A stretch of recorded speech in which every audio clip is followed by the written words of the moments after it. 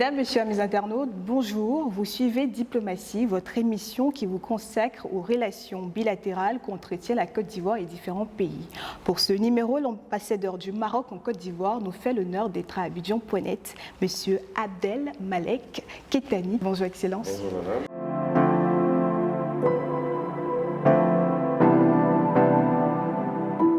Alors, le Maroc et la Côte d'Ivoire entretiennent des relations historiques. Cela remonte au père fondateur Félix Houphouët-Boigny et à Hassan II, le roi Hassan II, deux grands bâtisseurs. Quelles sont aujourd'hui les relations entre ces deux grands pays? Alors, tout d'abord, merci de me recevoir à Abidjan.net. Je suis très heureux d'être là. Effectivement, comme vous l'avez si bien mentionné, la Côte d'Ivoire et le Maroc entretiennent des relations fraternelles depuis de très longues années, depuis 1962, lorsque nous avons établi des relations diplomatiques après les indépendances de nos pays respectifs. Et nous avons donc développé une relation très très proche et très forte depuis les années 60 jusqu'à aujourd'hui. Donc il y a eu une période un petit peu de flottement pendant les troubles qu'a connus malheureusement la Côte d'Ivoire, mais maintenant, depuis l'avènement de son Excellence le Président Alassane Ouattara et son frère Sa Majesté Mohamed VI, que Dieu l'assiste, la relation est repartie de plus belle depuis 2010, 2011, 2013, lors de la première visite de Sa Majesté le Roi en Côte d'Ivoire, qui a donné un élan nouveau et spectaculaire, je dirais même, à cette relation. Et j'ai l'honneur d'être là pour accompagner ce développement depuis maintenant près de 7 ans. Et on se réjouit des résultats atteints grâce à cette impulsion de nos deux chefs d'État respectifs. Donc les relations sont excellentes, les relations sont fraternelles, les perspectives sont excellentes dans la mesure où il y a beaucoup d'investissements marocains qui ont été faits depuis un certain nombre d'années en Côte d'Ivoire, mais aussi de nouvelles perspectives pour de nouveaux projets, que ce soit au niveau du public ou du privé. Alors, la communauté marocaine est importante en Côte d'Ivoire. Pourquoi cet intérêt pour ce pays? La communauté est importante, effectivement. Elle est très ancienne aussi. Donc, nous avons des Marocains qui sont là depuis avant l'indépendance, depuis les années 50. Donc, nous avons le doyen qui est là depuis 1956, bien avant l'indépendance en 62. Et nous sommes très heureux d'avoir cette communauté qui est très riche, très, très variée. Nous avons des commerçants qui sont là, qui ont été là les premiers, mais aujourd'hui nous avons une nouvelle catégorie de personnes qui viennent avec les entreprises qui ont investi ici. Ils ont des cadres, des ingénieurs. Nous avons même des femmes médecins qui sont venues avec leur époux et qui aujourd'hui commencent à trouver leur place au sein du tissu donc, médical en Côte d'Ivoire. Nous avons des jeunes artistes qui viennent aussi s'imprégner de la culture ivoirienne et de la culture africaine au sens large. Donc nous avons une communauté qui est passée, depuis que je suis arrivé, dans les dernières 7 années, de 3500 à 4000 à maintenant près de 8000. Donc c'est quand même un développement important. Et la Côte d'Ivoire est un pays très attrayant, dans la mesure où, depuis l'avènement de son Excellence le Président Alassane Ouattara, de nouveaux développements, le pays est parmi les pays les plus avancés d'Afrique de l'Ouest, si ce n'est le plus avancé d'Afrique de l'Ouest. C'est un pays qui offre des perspectives formidables pour les Ivoiriens, bien évidemment, en premier lieu, mais aussi pour tous ceux qui viendraient donc développer des affaires ou développer des projets en Côte d'Ivoire. Et je pense que cette coopération sud-sud est l'esprit même et l'essence même de la volonté de nos deux chefs d'État respectifs. Et aujourd'hui, elle se matérialise sur le terrain de la façon la plus éloquente. Quels sont les principaux domaines de la coopération entre la Côte d'Ivoire et le Maroc? Alors il faut savoir que la Côte d'Ivoire, comme je l'ai dit précédemment, a connu des années difficiles qui ont fait que son développement a été quelque peu mis à mal. Maintenant, après l'avènement de son Excellence le Président Alassane Ouattara, une nouvelle dynamique a été impulsée et effectivement, le Maroc a voulu participer à ce développement, à cette nouvelle croissance de la Côte d'Ivoire. Aujourd'hui, 10 ans plus tard, nous voyons que c'était un pari tout à fait bien pensé parce que nous avons un tissu économique très important d'entreprises, d'usines, de projets privés, mais aussi publics.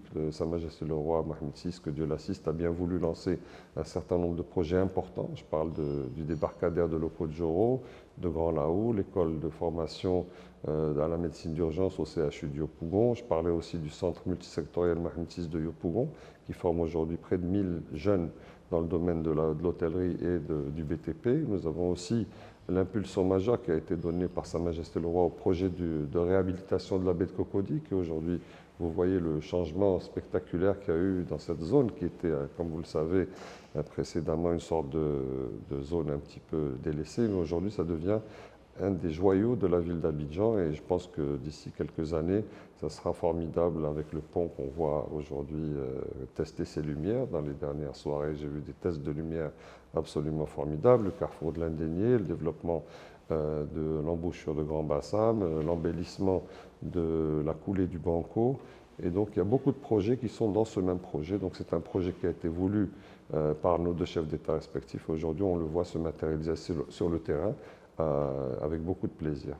Vous l'avez énoncé, le Maroc est présent sur d'énormes chantiers en Côte d'Ivoire. Quel bilan faites-vous de cette coopération qui engage des entreprises marocaines? Alors, cette coopération est tout à fait positive, comme je vous l'ai dit. Donc, toutes les entreprises qui sont venues ici sont venues soit racheter d'autres entreprises qui étaient peut-être en difficulté ou en mauvais état, donc on les ont redynamisées, redéployées, employé des jeunes Ivoiriens, envoyé beaucoup de jeunes Ivoiriens être formés au Maroc au process. Je parle en particulier des banques ou des entreprises de télécom, des entreprises de BTP.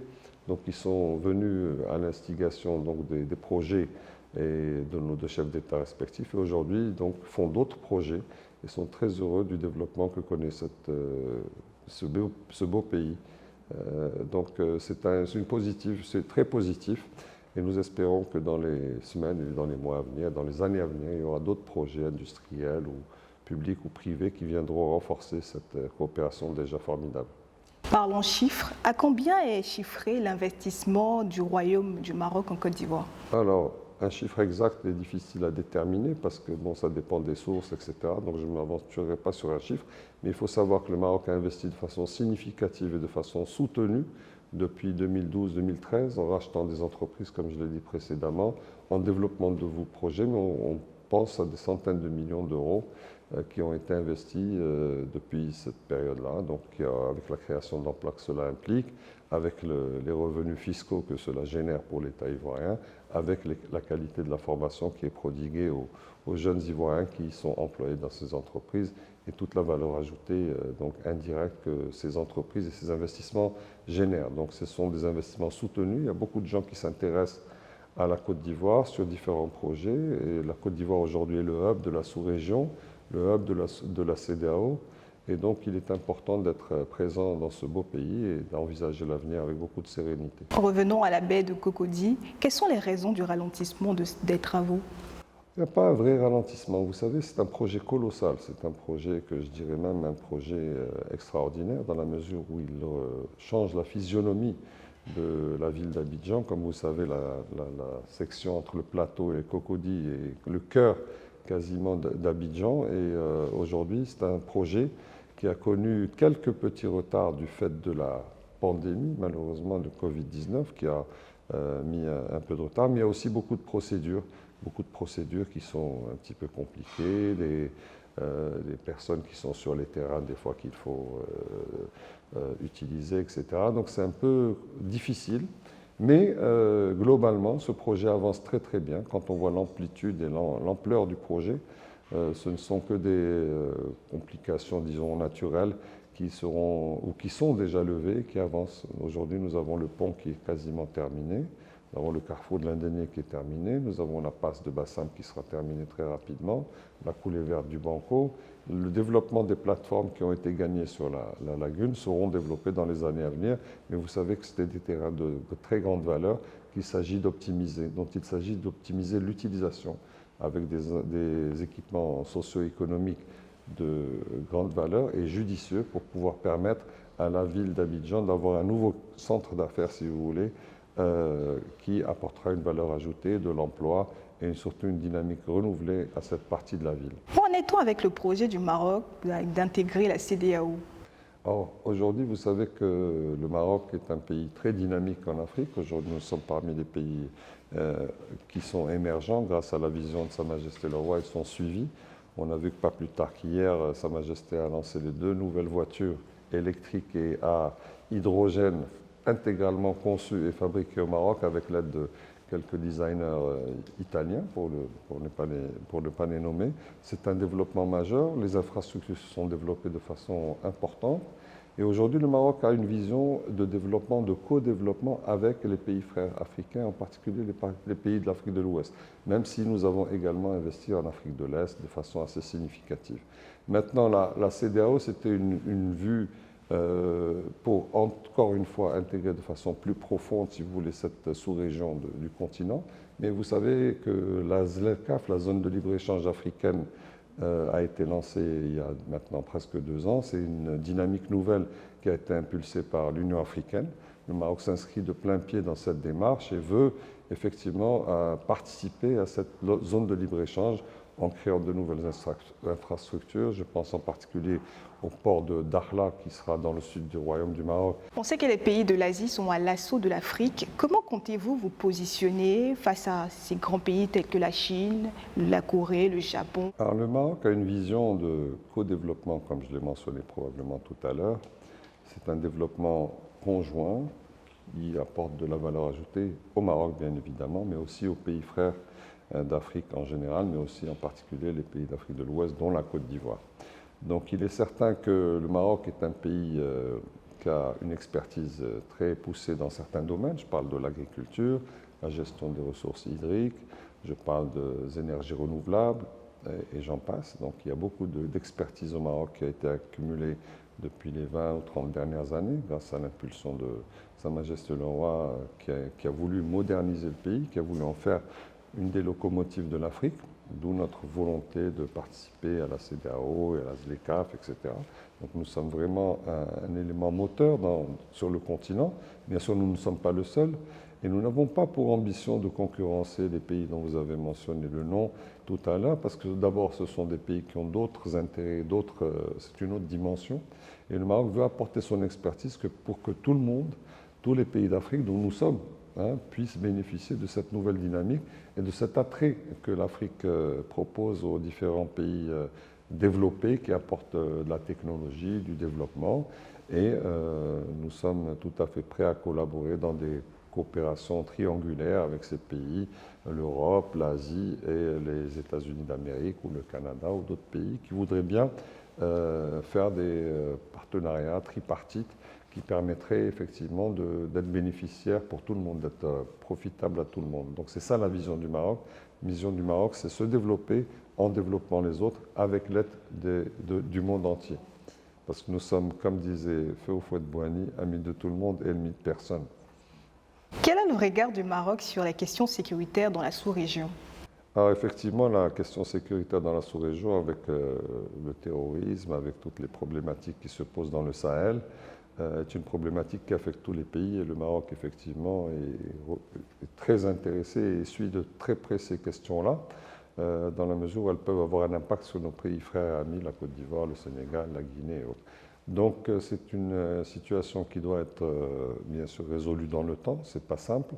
Ce sont des investissements importants en équipement, en formation, et le Maroc, comme vous le savez, a formé beaucoup de militaires ivoiriens, donc il y a une coopération militaire très importante entre le Maroc et la Côte d'Ivoire. Nous avons formé des parachutistes, des gens dans le corps militaire à plusieurs niveaux, et donc nous sommes très fiers de la qualité de l'armée ivoirienne, et nous avons bon espoir que cette situation soit réglée, surtout dans la région du Nord en particulier, et nous apportons notre contribution quand elle est souhaitée, quand elle est demandée à des missions particulières. Le Maroc est là pour apporter son soutien à notre pays frère.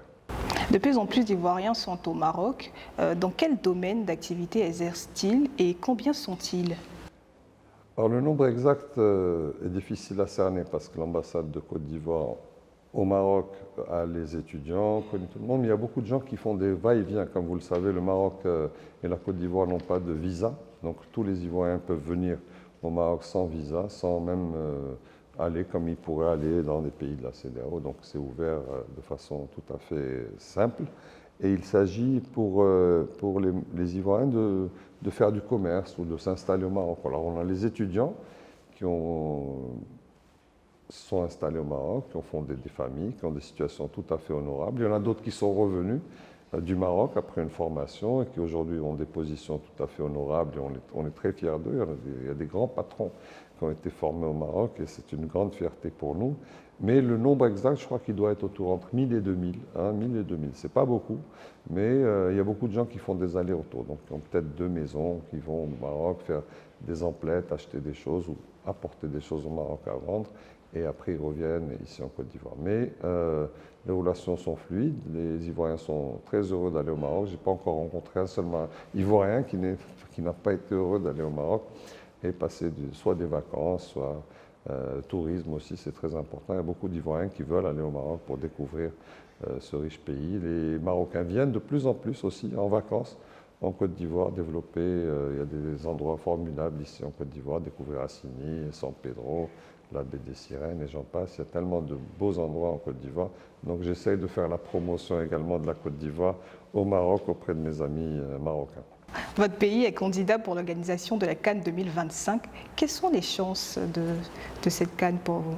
Alors, lorsqu'on regarde l'infrastructure qui a été développée depuis un certain nombre d'années au Maroc, donc les stades, les routes, les trains, le TGV entre Rabat, entre Casablanca et Tanger, je pense que le Maroc a toutes les chances d'être retenu, mais bien évidemment, toutes les considérations pertinentes seront envisagées par les décideurs et la décision sera faite, j'espère, rapidement. Parce que le Maroc est prêt. Nous avons organisé très récemment le Mondialito, c'est-à-dire le championnat du monde des clubs, qui a connu la participation des plus grands clubs du monde entier, donc dans des conditions tout à fait qui n'ont rien à envier avec ce qu'on peut retrouver par exemple en Europe, aux États-Unis ou ailleurs. Donc le Maroc a l'infrastructure, a les routes, a les structures d'accueil hôtelières, a la restauration, a la sécurité. Donc je pense que tous les éléments pertinents du dossier seront étudiés avec profondeur par les décideurs et je suis confiant que la décision sera en notre faveur. Inch'Allah, comme on dit chez nous. Le récent championnat d'Afrique des Nations, le CHAN, qui s'est déroulé en Algérie, a montré davantage que les relations ne sont pas au beau fixe avec l'Algérie, votre pays voisin. Peut-on espérer une meilleure entente entre vous deux, entre ces deux pays? Nous l'espérons. Le Maroc a toujours tendu la main. Sa Majesté, le roi, que Dieu l'assiste, la plus haute autorité de notre pays, a tendu la main à maintes reprises lors de discours officiels envers notre pays voisin, l'Algérie, pour pouvoir apaiser les tensions et pouvoir négocier une solution définitive du conflit du Sahara, qui est le principal problème entre nos deux pays. C'est une situation qui ne date pas d'aujourd'hui, ça date d'un certain nombre d'années, presque 50 ans maintenant. Donc il serait un peu fastidieux de revenir sur l'ensemble des éléments du dossier. Mais nous espérons, encore une fois, que la raison et la nécessité de s'entraider dans la région nord-africaine pour avoir une union du Maghreb arabe forte et solide pour nos peuples respectifs, parce que, in fine, toute politique n'est valable et valide que si elle apporte une valeur ajoutée au peuple. Donc aujourd'hui, nous avons vu ce qu'a fait Sa Majesté le Roi, que Dieu l'assiste, au niveau du Maroc, les infrastructures, le développement, etc. Et nous souhaiterions que cette dynamique soit la même dans tous les pays du Maghreb pour que nos peuples soient d'abord dans une situation meilleure et améliorée, mais aussi que le développement économique, qui est la base de toute croissance et tout développement, soit au rendez-vous pour nos peuples respectifs. Donc nous sommes de bonne volonté, nous voulons faire des bonnes choses, mais hélas, comme on dit en anglais, it takes two to tango, c'est-à-dire on ne peut pas danser le tango tout seul, on doit effectivement avoir un partenaire qui est dans cette même configuration d'esprit. Alors, monsieur l'ambassadeur, pour un Ivoirien qui souhaite se rendre au Maroc, que pourriez-vous lui recommander comme activité touristique? Alors déjà, il faut que tous nos frères et sœurs ivoiriens sachent qu'il n'y a pas de visa entre le Maroc et la Côte d'Ivoire, ou entre la Côte d'Ivoire et le Maroc. Donc tous les Marocains peuvent venir, tous les Ivoiriens peuvent partir au Maroc. Le Maroc est un très beau pays, mais qu'il faut visiter plusieurs fois, parce que c'est un grand pays. Du nord au sud, de l'ouest à l'ouest, il y a tellement de choses à voir. Mais bien sûr, on atterrit toujours à Casablanca, qui est la capitale économique, la grande ville, où tout se passe au niveau économique. Enfin, tout se passe, une grande partie de l'activité économique se passe. Il y a aussi la capitale administrative, Rabat, qui est magnifique. Fès, pour ceux qui aiment toute la dimension spirituelle, nos amis musulmans, pour aller voir le Tijane, etc. Donc il y a beaucoup de choses. Nous avons Tanger, la perle du Nord, qui donne sur le détroit de Gibraltar. Nous avons l'Oriental, aussi une belle région au niveau de Saïdia, Oujda, sur la frontière de notre voisin de l'Est. Nous avons aussi Agadir, Marrakech qui est célèbre de par le monde, où les plus grands vont célébrer leurs anniversaires, leurs fêtes, leurs mariages, etc. Agadir, une ville balnéaire formidable, et bien sûr tout le désert avec toute la partie du sud du Maroc, qui est donc la Aïn, Dakhla, où c'est devenu un spot mondial pour le kitesurf, et bien sûr toute la gastronomie marocaine. Donc il y a beaucoup de choses à voir. Donc du nord au sud, de l'est à l'ouest, nous avons des villes importantes, des villes qui regorgent d'histoire, qui ont une identité propre, chacune d'entre elles, avec leurs danses, leurs vêtements, etc. Donc c'est très riche au niveau culturel, historique, balnéaire, golfique. Vous pouvez trouver tout ce que vous voulez au Maroc. Et en hiver, on peut même skier au Maroc. Je surprends peut-être nos amis ivoiriens, mais on peut skier au Maroc. Donc à 80-90 km de Marrakech, il y a la montagne et il y a une station de ski donc, qui s'appelle Loukaimden, qui est formidable. Donc j'imagine que c'est comme si on était en Europe avec le ski, la neige, etc. Donc Marrakech, la montagne, le désert, les plages, les golfs, la gastronomie. Je sais que nos amis ivoiriens aiment beaucoup la gastronomie marocaine. Le couscous et autres, hein, parce que le Maroc a une gastronomie beaucoup plus riche que le couscous stricto sensu. Donc le Maroc est un pays qui a plus de 12 siècles d'histoire. Donc vous pouvez trouver de l'histoire et de la culture dans toutes les villes du Maroc. Monsieur l'ambassadeur, nous sommes au terme de cette interview. Merci d'être passé à Vision.net. Merci à vous de nous avoir suivis. C'était tout pour Diplomatie.